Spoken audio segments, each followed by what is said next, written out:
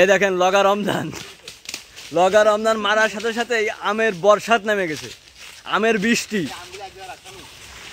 ওই যে আমের বৃষ্টি, আর এইদিকে আম। এই যে যশোর অটোপার্সের মালিক কিভাবে মারতেছে, কিন্তু আম কোনোভাবে ফেলাতে পারতেছে না, সে বহুত প্রচেষ্টা। এই দেখেন, এই যে লেফটেন্যান্ট কর্নেল কতগুলো আম পাড়েছে, তার চেহারার সাথে আমের মিলে যায়।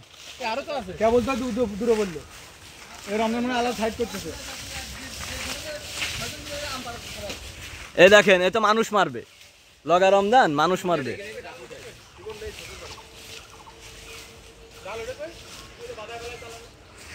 এই যে কেজিএফ প্রিন্স পিসি ফারুক দীর্ঘ 2 ঘন্টা ধরে চেষ্টা করতেছে, তার প্রচেষ্টার ফলে আম তো পড়তেছে না, পড়ে যাচ্ছে।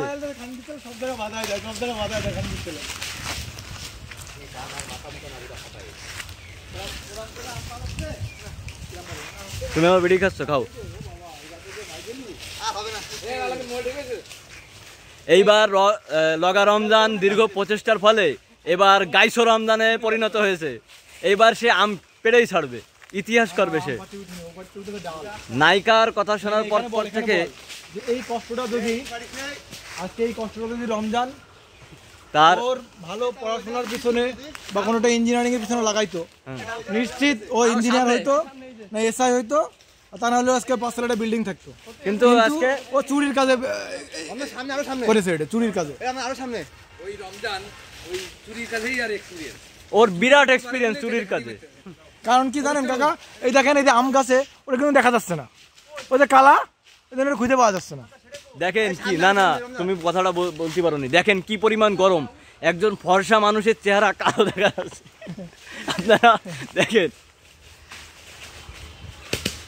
ওই দেখেন মারার সাথে সাথে লেফটেন্যান্ট কর্নেল মারলেই আম পড়ে।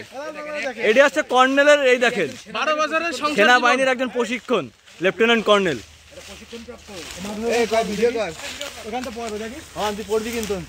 এই দেখেন এর খালি ভিডিও কর, কিন্তু এই হিলালের ভাগ্নের অবস্থাটা দেখেন, এর কোনো অভিজ্ঞতাই নেই। হেলালের ভাগ্নে, তার নামের কলঙ্ক। হেলাল মারার সাথে সাথে 4-5টাই পড়ে। পুলিশের এসআইতে বাদ দিয়েছে, এই মূলত এই কারণ।